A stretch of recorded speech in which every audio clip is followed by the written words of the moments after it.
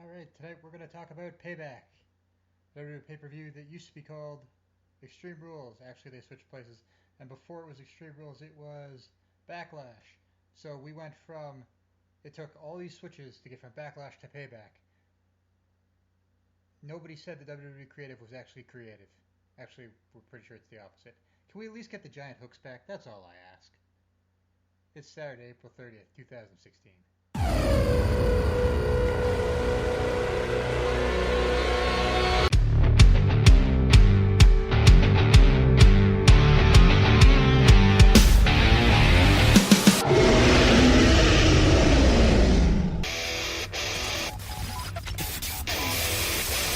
This is not a test. This is the Wrestling News Experience.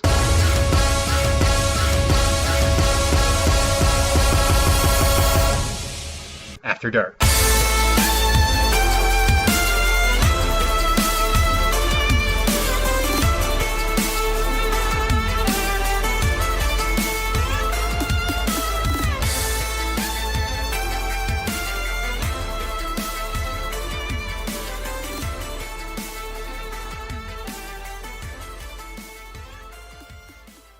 Hit that button so it doesn't stay mute. Oh, there we go. Good evening and welcome to Wrestling News Experience After Dark. I am Stephen Randle. Good evening to everyone in the chat who happens to be listening in. If you are listening in live to our live show, and why wouldn't you be? It is the chat bubble on your Spreaker.com player. Feel free to join in. There's people in there already. Good evening, everybody. Of course, you can also follow us on Facebook at TWNE After Dark, the Facebook page, and you can follow me on Twitter at Dave the Camel. This podcast is available on iTunes, Stitcher, on Facebook, through the Facebook group, on Spreaker.com, on Spreaker.com, 41180.com, and through the Wrestling to the Max podcast network. I think that's everything. Alright, so let's get started with the pay-per-view. That is named after a shitty Mel Gibson movie, and I know I should be more specific, but we all know I'm talking about Payback. We can't talk about Raw, but you know what? Not a lot of crap happened on Raw, and all of it's related to Payback anyway. So, just like Kalisto versus Ryback, let's skip past what happened on Raw and go right into the main show. By which I mean, of course, did you know Kalisto versus Ryback for the United States title is happening on the pre-show? Well, now you do. At this point, the only way that'd be a surprise is if Ryback wins the title, which is the worst universe we could live in possible. Remember, like 2-3 months ago when I said, man, Kalisto's got that real potential to be the next Rey Mysterio, and they should push him as a singles guy and let him win the United States title from Alberto Del Rio. Boy, I wish I could take that back. He'd be, at this point, and I never thought I'd say this, he'd be better off just teaming with Sin Cara, because at least there's a chance he might appear on television.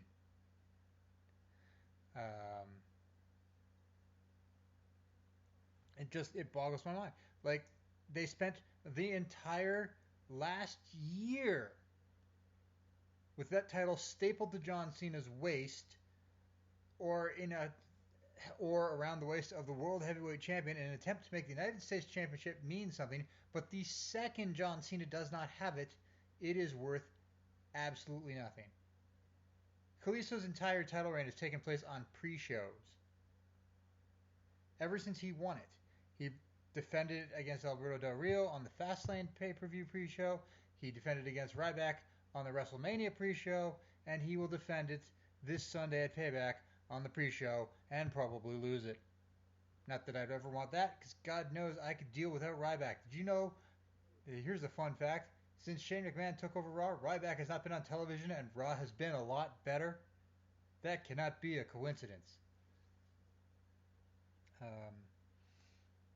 Yeah, so if you're worried about the pre-show match, don't, because I doubt WWE took 3 seconds to think about it. You know, we could have had anything. But no. Kalisto versus Ryback. And I'm sure it'll be a fine match, and I may even watch it depending on what kind of time I have tomorrow afternoon.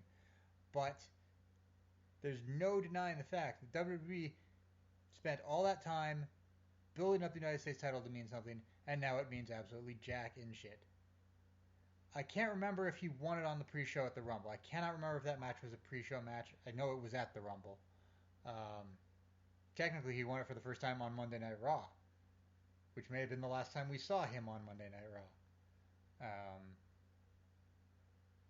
That's not true either, but yes, we're here going all of at the very least all of his title defenses have been on pre-shows. I don't think it would have been on the Rumble pre-show match because there's so few matches on the pre-show. And yes, something like Becky Lynch versus Emma would have been perfect for a pre-show match because it gives the women's division a little more exposure, and it's a match that basically doesn't mean anything. It won't take that much time. It'd be a good match, except for the fact that they just jobbed them out on Monday because they are incapable of building more than one feud for the women's division. Apparently. Even though Becky Lynch and Emma are doing their darndest to have a feud, it's just not happening. Emma's just appeared and lost to Natalya in like 30 seconds on Raw because that's the only feud that matters. Even though everybody in their right mind knows that Natalya's not winning on Sunday. And I guess we'll start with that one. The women's division, which has a new name, a new title, and somehow now less TV time. They got a 20-second match, if that, on Monday Night Raw to build to this pay-per-view. And I know, we're spoiled, but given the quality of the women in the ring, could they get longer than a usual social outcast squash match? Just a little. I'm not asking for a lot here. It's a 3-hour show. Obviously, I'm seeing the common joke is, of course, they could just play the takeover match between Natalya and Charlotte for the NXT Women's Championship from, I guess it's been a couple years now, and see if anybody noticed, because that one had Ric Flair and Bret Hart in each other's corners. And guess what happened? Charlotte won. Guess what's going to happen this Sunday? Charlotte's going to win. And I'm not entirely wrong. Oh, I don't have a problem with that, because if Bret Hart somehow, if the former stroke victim, major concussion victim, and recently cancer survivor somehow manages to take out Ric Flair, like, I get he's Bret Hart, but at a certain point there is no belief that Bret Hart could harm anything actually trying to hurt him. But if Bret Hart manages to nullify the Ric Flair interferes factor, then it will actually settle one of those problems I've had with Charlotte's reign, which is that Ric Flair always manages to save the title. And if that happens and Charlotte has to win the match on her own, great, because Charlotte should win matches on her own when called upon, because her own father knew, back when he had the Horsemen watching his back, that he still occasionally would be put in situations where he had to win the match and prove that he's still the man. And Charlotte needs one of those wins where Ric Flair does not involve the decision somehow. And yes, from the chat, the other problem with the division is that Charlotte's not losing the title to anybody with Sasha Banks, or possibly, yes, an eventual Bayley call-up. So they can give us all the placeholder feuds with Natalya that they want, but it's going to ruin the interest in the division unless they get some TV time to show why Natalya matters, because Natalya hasn't mattered in 5 years. Minimum. I'm just rounding. I don't remember the last time Natalya was relevant. Maybe it was as a manager for the Hart Dynasty. Which was actually, now I have to think about that, 5 years ago. 4 years ago? What the hell? Yeah. Something like that. 4 or 5 years ago. The problem is that they didn't want to put it on Sasha Banks yet. Becky Lynch already had her feud. At least Natalya can wrestle. So that's who gets to face Charlotte is face. The only problem is we already basically know that Sasha Banks is getting the title next. It's probably why she's been kept on TV, although I've heard rumors that she might be injured and recuperating. It's partially why they've been kept separate. And when you think about it, who else do they have in the division that could headline a women's title match on pay-per-view? Like I said, at least Natalya can wrestle. There are worse options for anybody who saw Asuka versus Eva Marie this week on NXT, which we'll get to. There's an outside chance at Nikki Bella, and that's like a far outside chance at this point, but it has to be Sasha at this point, because there's no other reason to keep them so far separate after she got screwed at WrestleMania. problem is there's at least, let me think, there's Extreme Rules, there's this pay-per-view, there's Extreme Rules in 3 weeks, there is Money in the Bank after that. Is Night of Champions before or after SummerSlam? It's after SummerSlam. So there's at least 3 pay-per-views before SummerSlam, which is when theoretically Sasha Banks. And the other thing is, which we'll get to about some other matches on this, WWE has never seen a hot face act that they didn't think we can delay their title win another month and extend this feud, right? So we're looking at least 3 or 4 months before Sasha Banks, and they got placeholder feuds. But outside of Natalya, I'm not sure who that's going to be. Battleground, that was the other one. It's Payback, Extreme Rules, Money in the Bank, Battleground, then SummerSlam, then Night of Champions. And whatever other remember last year they threw in an Elimination Chamber pay-per-view somewhere in the middle of there because they just decided to.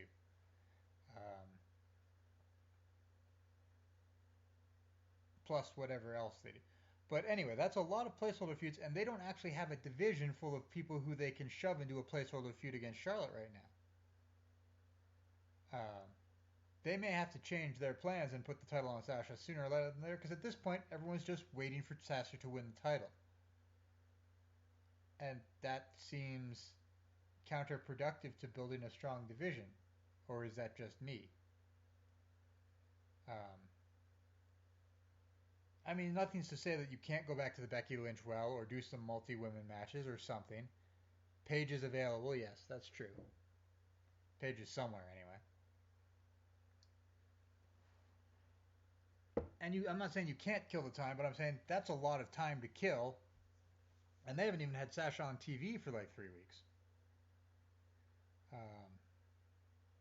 It's just odd how badly they've gone from having the best match at WrestleMania, and maybe that ruffled some feathers, I guess, because since then the division has basically consisted of 3-minute matches and 1 feud. Well, technically 2 feuds, but really 1. So I'm not sure. Well, they've decided. I can't help but feel like they've decided that at some point, we've got the promotional value of it. Now they can still have great pay-per-view matches, but we don't have to pay attention to the division anymore. And that seems sad and wasteful. But I don't know why I'm surprised.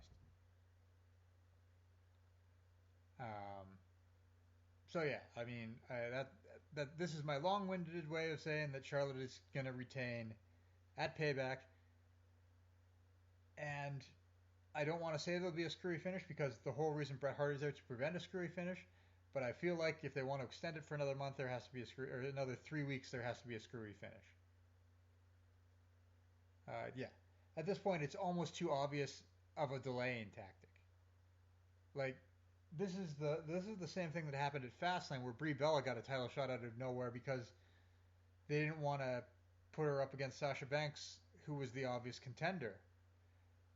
This is literally the most obvious filler they could do to say, nope, not Sasha yet. Not yet. And I'm not saying that Sasha won't get good reactions whenever it happens. I'm saying that you're screwing over a division by putting them in a holding pattern and waiting for Sasha Banks to come back.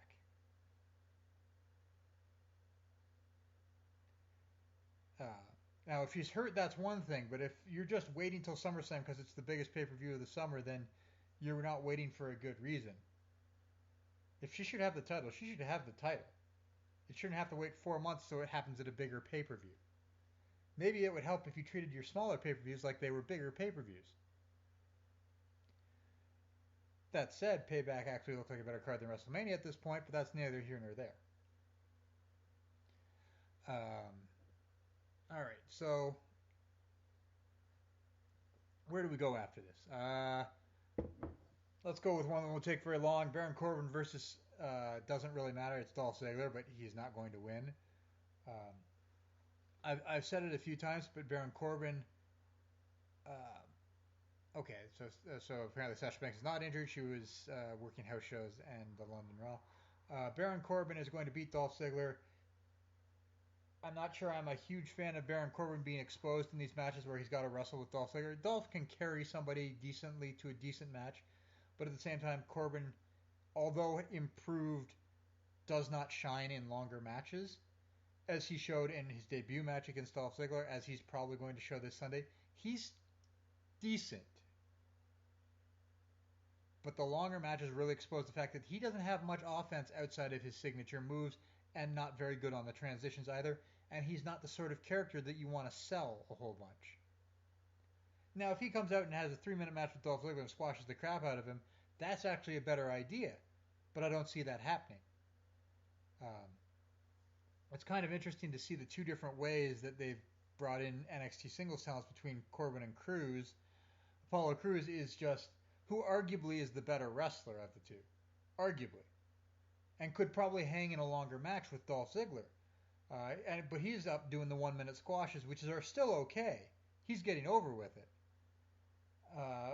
But meanwhile, Corbin, who doesn't shine in the actual wrestling matches, is being forced to do these longer matches and looking less intimidating to me personally. And I mean, Baron Corbin has never looked particularly intimidating to me, but he was doing a good thing with his hating the Indies gimmick in NXT. But now he's really looking like just another guy. It's the problem with there's some guys who, especially after they debut, should not be going 50-50 with people. Baron Corbin, who you brought in supposedly to be a big deal, who won the Andre the Giant Battle Royal by eliminating guys like Kane, should not be going 50-50 with Dolph Ziggler. And I get the problem is that Dolph Ziggler is protected in a certain extent where he's not going to look bad in all of his losses. But if that's the case, why is Baron Corbin's debut in a feud with Dolph Ziggler? Why is he not debuting against somebody he can beat the shit out of for a few weeks? And I mean, nothing will make this big intimidating biker guy look less big and intimidating than eking out a victory over Dolph Ziggler.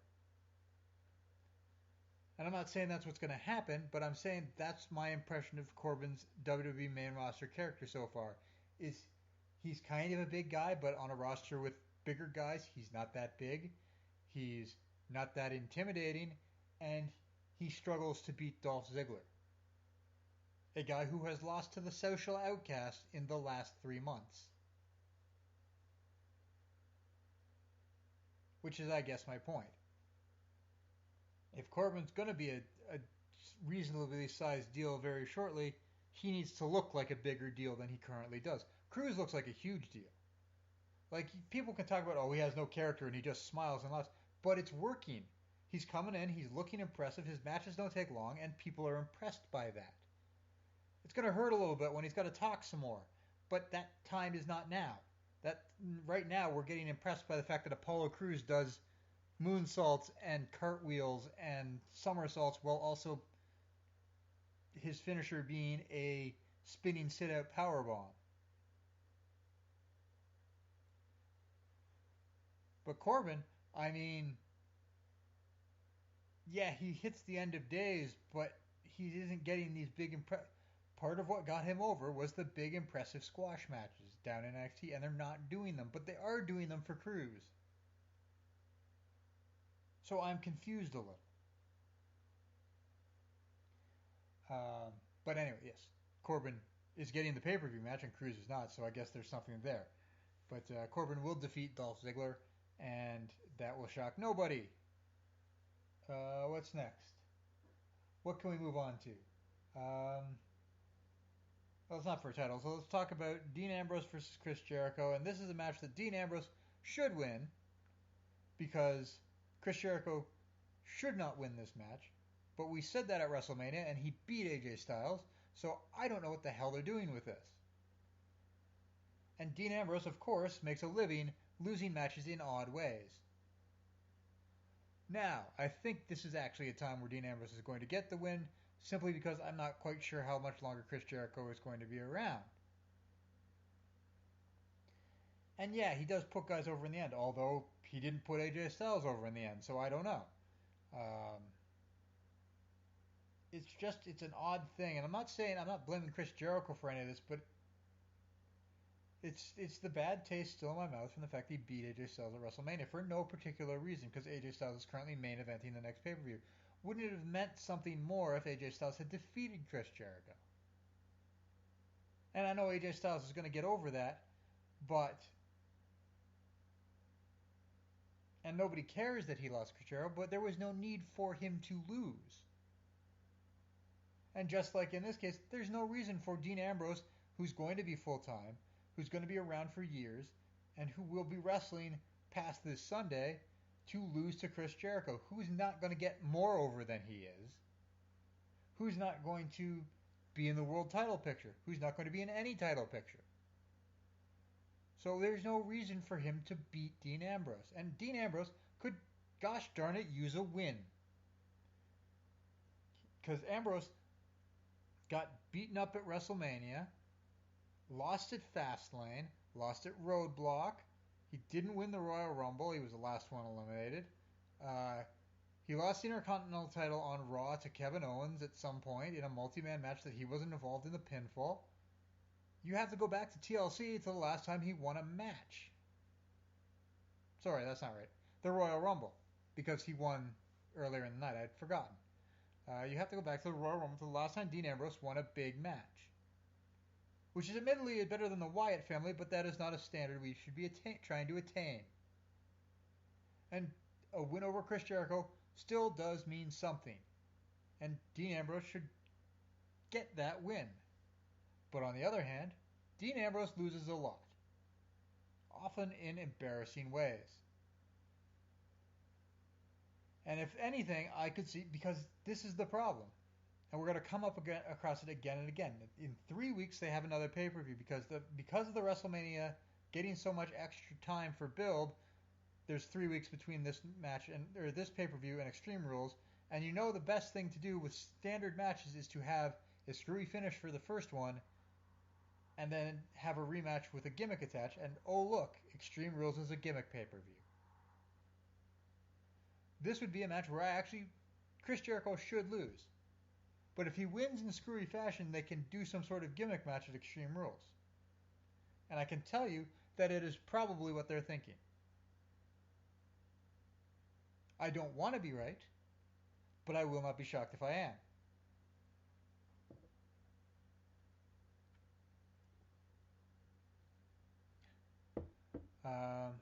So yeah, my prediction officially is that Dean Ambrose wins, but I will not be shocked if he loses.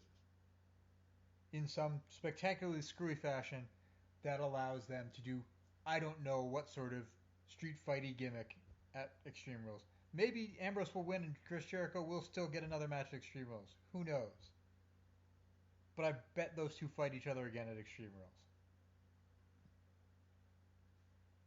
And speaking of people who are going to fight each other again at Extreme Rules, let's just go right into Sami Zayn versus Kevin Owens. Match between two Canadians.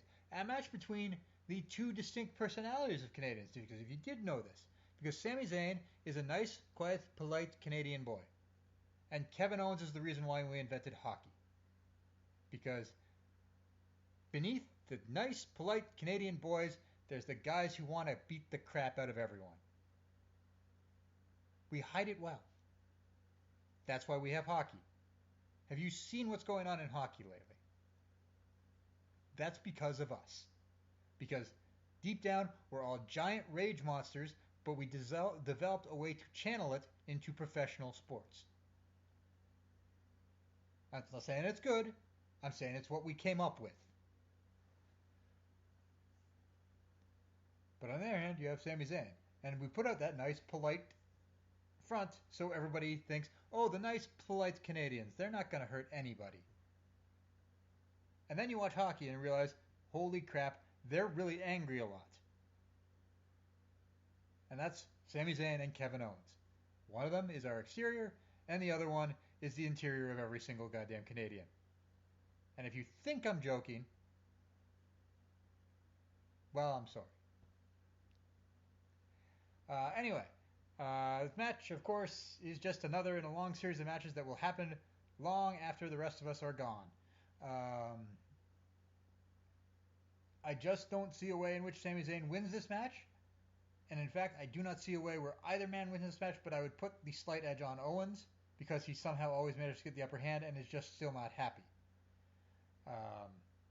My only problem is the only way I see Kevin Owens accepting a rematch at Extreme Rules in some sort of gimmick match, see how we're doing this again, is if he either doesn't win the match or some sort of double no contest, double count out, double knockout, something like that. Which is what I can see happening. I just don't see a way in which the feud gets to continue, and I think the feud must continue if Sami Zayn wins the first match cleanly.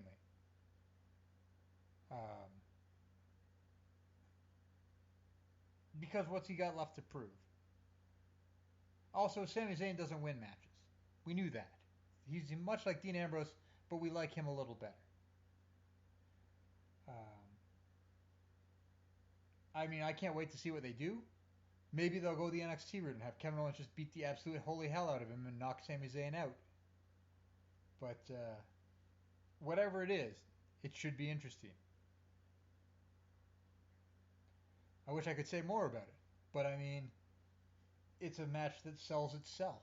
I don't have to promote this match. Everybody, the two matches to watch this pay-per-view for are the main event and the fact that Sami Zayn and Kevin Owens are going to hockey fight each other.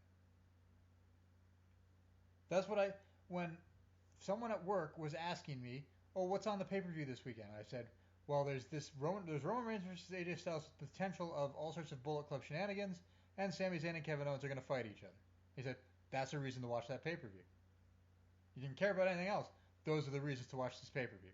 And I don't want to give short shrift because, like I said, it actually looks like a pretty good pay-per-view overall. But those are the two reasons to watch this pay-per-view.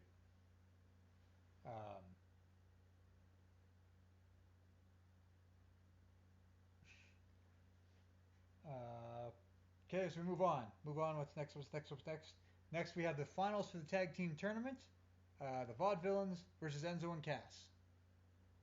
And whatever they say about losing half their names, it doesn't really matter because Enzo and Cass are great. I just don't see them winning here. I don't like the idea of a face-to-face dynamic for the tag title feud. I don't like the fact that it's very likely that whoever has the tag titles, probably the New Day, will get destroyed by Anderson and Gallows at some point. And I don't want that to be Enzo and Cass. I'd rather it be the New Day. Just because. And I'd rather Enzo and Cass be built up as the guys to take it from Anderson and Gallows eventually. Yeah, the Vaudevillains, if they win this number one contenders match, and I believe that they will, probably because Enzo and Cass will get sidetracked by a side feud with likely the Dudley Boys, the Vaudevillains aren't going to beat the New Day. But it will be entertaining all the while because I'm sure that the New Day will have ways to make fun of two guys who dress up like they're from the 1800s. And yes, basically the belts are Anderson's and Gallows when they want them, and I'd rather they not take it to end Enzo and Cass's first reign.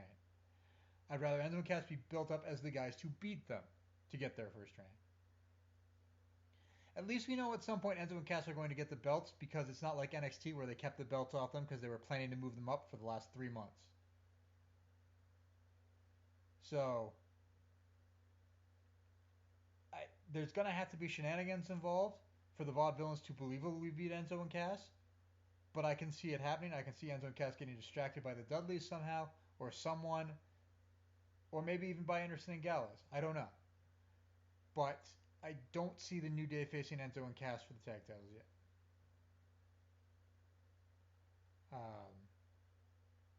I think it'll be a long simmering thing. I think that Enzo and Cass's title win may not happen this calendar year, or it may happen by SummerSlam. What do I know? But it's another match. It should be pretty good. They've worked together very well before in NXT.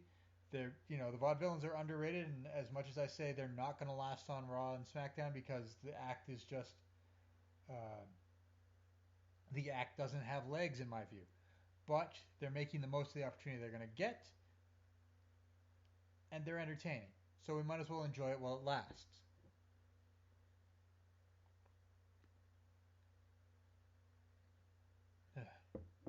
All right, next we have The Miz versus Cesaro for the Intercontinental title. I don't know why, for as much as the United States title matters. It's the Intercontinental title. I love Cesaro, and I think that Cesaro should win every title. And I'm just sitting here. This falls right into the area of big hot babyface that Vince says, we can hold off for another month on that title win. Because he's so hot, we want to get him screwed out of the title and chase it for a bit longer. And what point of Maurice is there if not to protect her husband's title? The only thing I want out of this match, and I don't know if it's physically possible, but if it is, I would love to see it.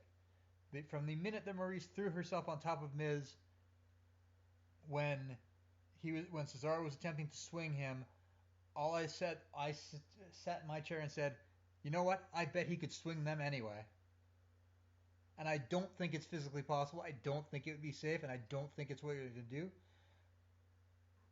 But if they could do it, it's going to happen this Sunday.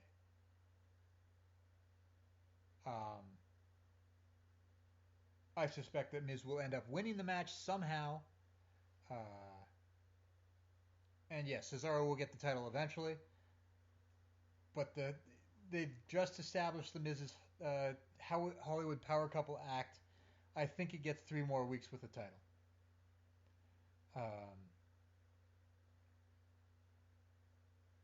And I, as much as I'd like to have Cesaro doing more than what he's doing, the Intercontinental title is fine. It's still better than the role of guy who loses a lot that he had before he got injured. And maybe I'm just used to accents. I see all the people talking about how he stutters through his promos and stuff. I'm like, I have no problem understanding Cesaro, so I don't know what everybody else's problem is. And when did we suddenly start having problems with Cesaro? Don't we want him to do well? I want him to do well. He looks great. I think he should be everything. But yeah, I just, on my own opinion, and apparently of a few others, is that I don't think Miz loses the title this Sunday. I think part of it is, of course, the 3 weeks before the next pay-per-view thing kicking in. I just can't help but sit here and go, this is a match that they could delay a hot babyface push and have a gimmick match in 3 weeks. I don't know what sort, but they could. Maybe they'll have a tuxedo match and they'll both have to rip off tearaway suits. I don't know. It was the stupidest thing I could come up with quickly. What else? Jeez, it's a big card. We did that. I don't want to miss anything before we get to the 2 big things that could happen. I mean, semi-big. I want to make sure I have everything right so far.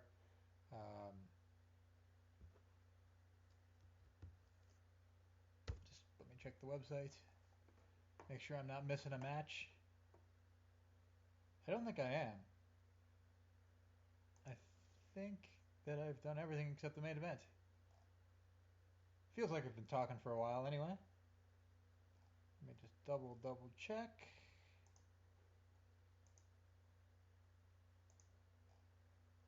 Match previews. God, for as clean as the WWE site is, it's harder to surf around. Did that.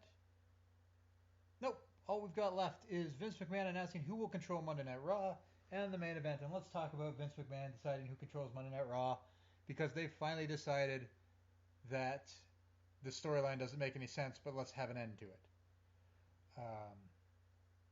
I maintain that they couldn't bring Shane back and have him say all these neat things and actually put on decent Raws, no matter what the ratings say, only to resubject us to the Authority. I think if they were serious about putting Stephanie back in power, that Triple H would be there too.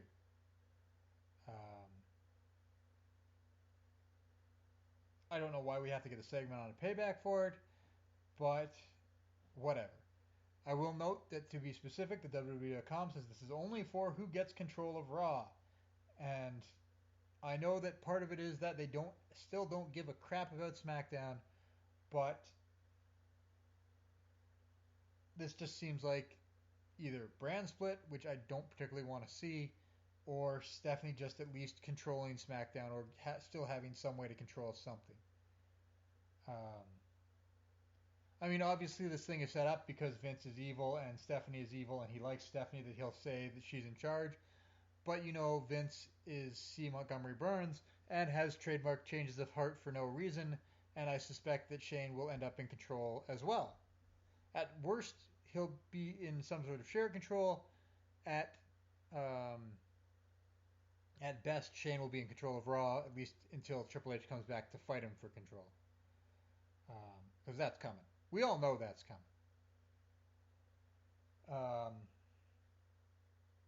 I wish the ratings for Raws had been better lately because they've been better shows, and I don't want them to think that what they're doing isn't working. Even this week's mediocre show was still better than some of the stuff we were getting in the Raws before WrestleMania. It wasn't that it was a bad show, it was that a lot of nothing actively happened. And once in a while, that's okay if the rest of the shows are good.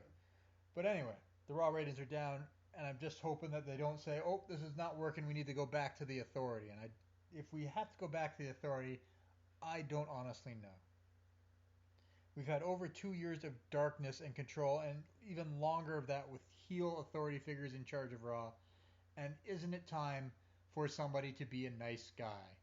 And for everybody not to feel like there's a dark cloud hanging over Raw, full of, the Authority is just going to screw us out of something again.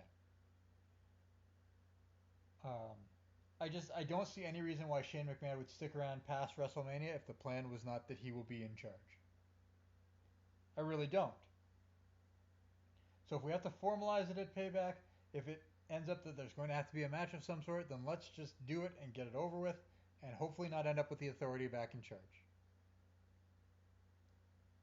Because once they're back in charge, I can't think of a legitimate way to get rid of them, and I would really like to get rid of them for at least a little while.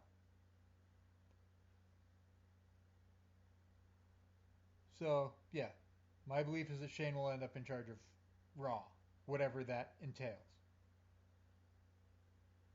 Now, that brings us to our main event, and I guess the best thing you can say about our main event is that anything can literally happen. We could have AJ Styles reform the Bullet Club. We could have Anderson and Gallows align with Reigns. We could have them align with nobody and accidentally cost AJ Styles the match. They could have Finn Balor debut, which is possible. They could have a straight one-on-one wrestling match, which I don't seem likely because of the amount of stuff that's going on. They could have Finn Balor show up and help AJ Styles against Anderson and Gallows and eventually do that angle where one of them turns on the other. They could do so many things, and that's good. And in the bonus, because it's AJ Styles, we'll get a pretty darn good wrestling match out of it. And I will say one thing about Raw. I don't know what they're trying to prove with showing that Roman Reigns does make a wish and that he shakes the hand of the kid when 95% of the arena is booing the crap out of him.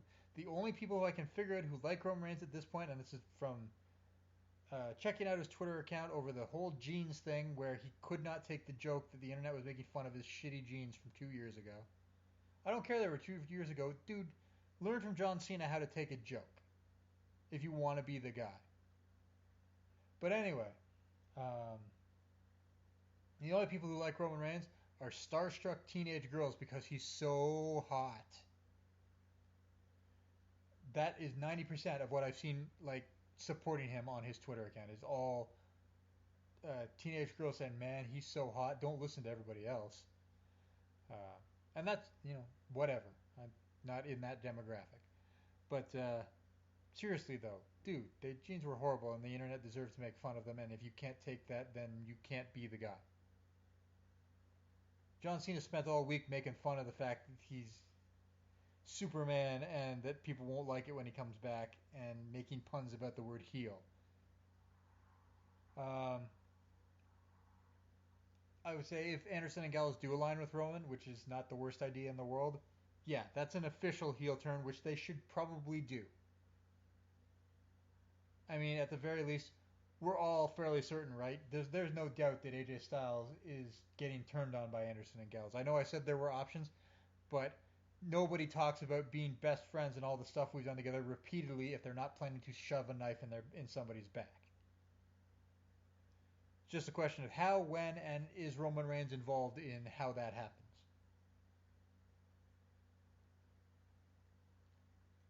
I mean, in the end, Roman Reigns is still going to be WWE World Heavyweight Champion. It's just a question of does he have two flunkies with him, or is there a new invading force who doesn't give a shit about Roman Reigns or AJ Styles?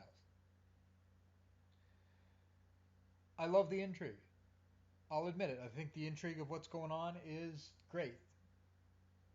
I mean, other than knowing who's going to win, it's probably the best thing we could have expected from a WWE main event, especially after whatever the shit the WrestleMania main event was supposed to be.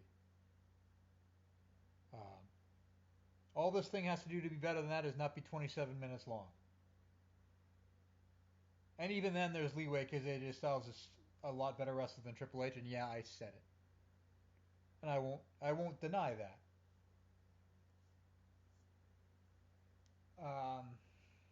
Yeah, so that's the pay-per-view. It actually looks pretty good on paper, in build-up. It's been a good pay-per-view. It looks a lot better than WrestleMania, and I know that's a low bar to clear. But I'm anticipating a pretty good show on Sunday.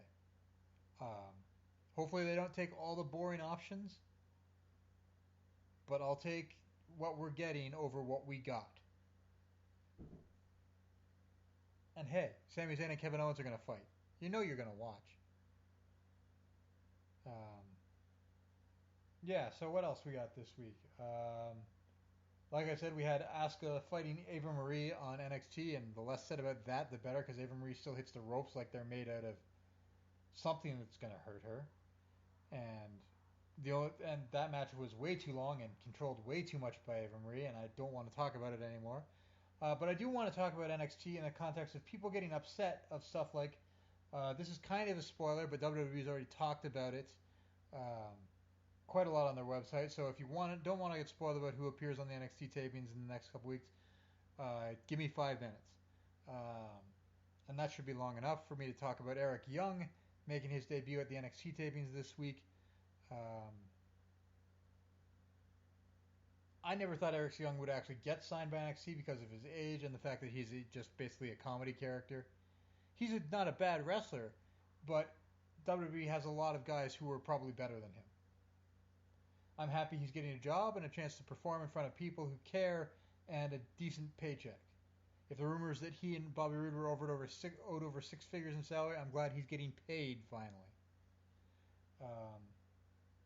I don't think he's going to come and be a big deal, but I think the problem people are now having is that WWE is signing all these TNA cast-offs, and people are starting to wonder about NXT as a developmental organization. To which I say, it's not the wrestler's fault that TNA sucks. I'm going to say that right now. TNA sucks, and it is entirely not the fault of some very good wrestlers. Bobby Roode, Eric Young, Austin Aries, James Storm, a couple other guys who are still there. They are all world-class wrestlers that we've wanted in WWE for years, and now the reason why they're becoming available, it's a couple years later than they should have been, but it's because TNA can no longer pay them. And WWE would be stupid not to pick up guys who are TV ready. These are guys who have wrestled North American style, similar to WWE style, and have been on television and know stuff about the hard cam and how to play to crowds and how to work at a professional level. And that would be silly of them not to at least supplement the talent, especially since they just graduated a whole bunch of people, and they need to replenish the main event scene. And I'm not saying Eric Young's going to be a main eventer at NXT. I'm not saying he's going to make it to WWE. And in fact, I think that's pretty unlikely. It's just good business to sign good wrestlers who are available. It's no different than signing Shinsuke Nakamura or AJ Styles or Finn Balor or Hideo. And yeah, it sucks that the actual developmental, like the guys who come in and learn at the Performance Center, aren't getting the opportunities because they're getting surpassed by guys who are already TV ready. My point is, if the guys from the developmental aren't ready, you still got to put on an NXT show, and you still got to eventually provide people for the main roster, and that's what these guys are doing. They're filling a gap. And to say that the developmental system hasn't provided homegrown talent, the entire women's division on top is basically NXT trained female wrestlers. That alone is a win for the division. And like they've said from the beginning, not everybody is going to come out of NXT and be a success. Just because they got into developmental doesn't mean that they're going to go to the show. the fact that Becky Lynch, and I know Becky had an independent career before that, but the fact that Becky Lynch, Sasha Banks, Charlotte, and also Baron Corbin, and Bray Wyatt, and Bo Dallas, and the guys who were on the NXT show before it was the developmental system, the fact that they've been up on the main roster, even if they're not world champion, they're still successes of the program. Even Adam Rose. They're still homegrown talent that made it to the main show. And people will argue that something like Roman Reigns and is another one. So you can't just complain that the developmental talent isn't getting the chance because they're signing better wrestlers. If they were good enough, they would get the same opportunities. Is somebody crying for Angelo Dawkins to get the main event spot in NXT? No. Does somebody want to see the Drifter in the main event of NXT? Of course not. How about Shinsuke Nakamura? Well, there you go. And you can't say, well, don't sign world-class talent because then Blake and Murphy won't get their shot as single stars. Why? Why not use the guys who are already ready? And I will take issue with this in the chat because someone said, do you think No Way Jose succeeds at a Full Sail? I hope No Way Jose succeeds because it's actually kind of fun. But no, it's not. No Way Jose is going to succeed in the way the Vaudevillains are going to succeed. It's a funny little act that won't last very long. I like No Way Jose. I liked him from the moment that Corey Graves said, "Who is this Jose and why is he always being denied?" That's the exact tone that his act should take. I like the guy. He doesn't seem like he's much of a wrestler yet. But yeah, it's an act that's like the Vaudevillains. He'll be okay. He might make it to the main roster, but it's not a long shelf life. He's going to have to show more than guy who likes to dance. And you can't call it, like, I don't know why this is making the developmental system seem like a failure just because right now they're signing a bunch of talent that isn't homegrown developmental. The thing that is here's the thing that's going on. The developmental system, the NXT official thing, is only a couple years old at this point, which means that there were still a bunch of guys, your Sami Zayns, your Austin Aries, your AJ Styles, guys who got their start and have worked for years in the independent system. They didn't have a developmental system to start in. They've been there for years and occasionally over a decade. So, but there wasn't a spot for them in WWE until NXT came along. So now they've gotten a spot to go, and WWE, wanting to bulk up the roster, will sign them all. But there's going to come a time, and it's going to be maybe not for a few more years, where the bulk of WWE's talent will come out of the developmental system because they will start their careers there. They won't start them on the indies. They won't have been wrestling on the independents and in TNA and Ring of Honor in Japan for years before they came to WWE. Their entire life will have been developmental. They will come to Florida to start their careers as opposed to continue them. There will still be independent talents once in a while, but we're still in the middle of the transition period from which we've got all these top class talents on the indies who suddenly now have a place in WWE. And there will be less as the years go on because when WWE provides the place to train, more people will want to go there. And it's not going to happen today. And like I said, you can sit here and say, well, they haven't developed much homegrown talent yet. And I'm like, yeah, yet. It's all a learning process, and it's all a small percentage thing. You think, the world-class talent that they brought in is only a small percentage of the wrestling talent in the entire world that goes out and wrestles on a daily basis. Do you think NXT was suddenly going to have a massive higher percentage success rate just because WWE is paying for it? No, that was unlikely. At best, their percentage is probably higher than the average of wrestlers to make it to WWE. In the end, they're just another independent or they're a WWE funded but run like an independent organization. Their percentage of people who make it to WWE should be higher, but it's not like it's going to be significantly higher. So you're going to have to still bring in independent talent, bring in guys from all over to supplement your developmental system. And half of those guys aren't going to make the main roster. I don't think Austin Aries ever makes it to the main roster. I don't think Eric Young does. Bobby Roode, maybe, but again, it depends, because at his age, maybe there's not time. But I don't see why there's suddenly going to be a backlash against NXT because, well, all this top class talent became available because TNA suddenly couldn't pay any of them. What's WWE supposed to do? Let them hang out to be nice? Or should they bring them in and try to make more stars?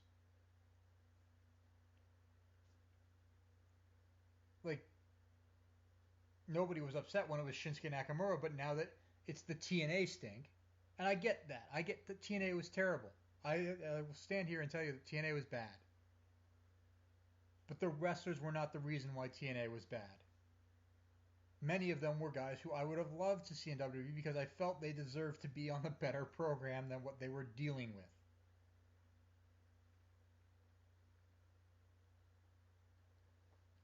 You know, it doesn't make them less of a wrestler or you less of a wrestling fan to want to see them in the wrestling federation that you watch. I'm not going to go get Pop TV just so I can see Bobby Roode.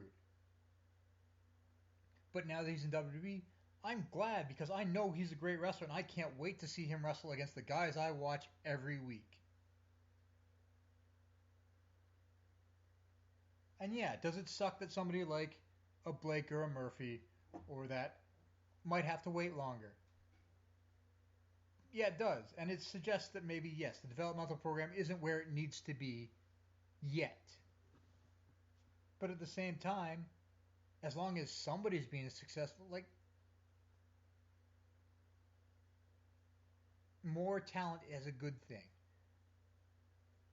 There's not going to be somebody to come along on the North American front and compete with WWE directly. There just isn't.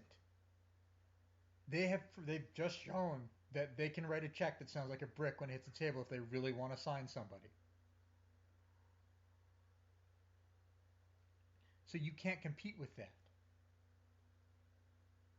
No matter, like, if TNA suddenly gets new investors tomorrow, they're still not going to be able to compete with that. Lucha Underground isn't going to compete with that, and they don't even try. So it's hard to get worked up about the fact that WWE is interested in bringing in the best talent in the world. Because that's the one I have. No, I understand if you're somebody who's a diehard Evolve fan or a diehard Revolution Pro Wrestling, and that's what you watch, and you tired of watching your guys go to WWE. I'm sorry. I'm sorry that that's the way it is. But for me, I'm happy that I get to see them because I don't have time to seek out every North American indie in the world and watch their stuff. But I do get to hear about how great they are, so I get to have all this anticipation for when they show up in the federation that I watch. And I don't really, I'm apologizing, but I don't think that's something I should have to apologize for. So that's enough ranting on that topic. What else have we got? I mean, I was just talking about Lucha Underground. I did watch it this week. It's a good show. You should watch it. I don't know. I don't know how much to expound on it because I don't want to spoil anything about it because of the way it's shown. But I will say that if you can watch it, you should. It's a good wrestling show, and it's a well written story, and it's engaging, and I can't wait to see what happens every week. And it's a show that I've deliberately not spoiled myself on, even though the entire season already exists somewhere that I could spoil myself to my heart's content on.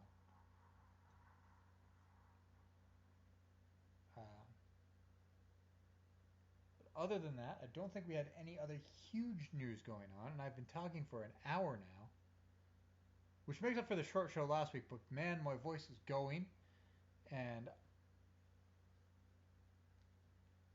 I've got to be awake and alert for Payback tomorrow. So I think we're going to wrap things up this week. Is there anything else I wanted to talk about? There is nothing else I wanted to talk about. So of course, if you need alternate ways to listen to the podcast, of course, it's always on live. You can follow me on Twitter at Dave the Camel, or you can follow my account on Spreaker.com, and they'll send you emails for when my show goes live, which it usually is Saturday nights. You can follow us on Facebook at TWNE After Dark, or through the Wrestling to the Max Facebook group. It's Wrestling the numeral 2 the Max. It's also available. This podcast is also available on iTunes and Stitcher. You just have to search for it. If you want to read more from my day job, I am an editorial writer. I like to call myself the senior wrestling editor for Goliath.com, which is a men's entertainment website. I write about wrestling and some other things too every single day. Well, weekday. I'm off weekends. But it's my job. It pays my bills. I do appreciate it if you support the website, because I work with a lot of people who work really hard, and I really enjoy my job. And I haven't been able to say that for a very long time.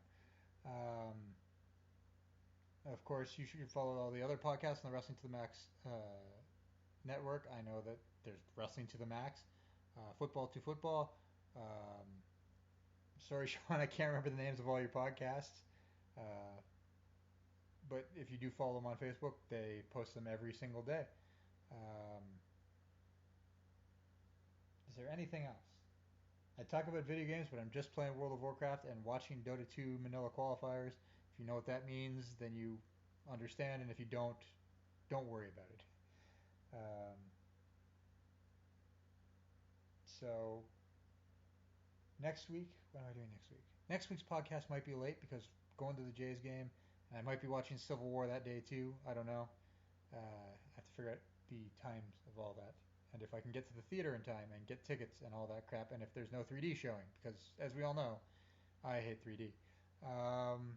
But anyway, that will wrap us up this week. I hope everybody enjoys Payback and whatever comes after on the Raw and everything else next week. We will see you next Saturday.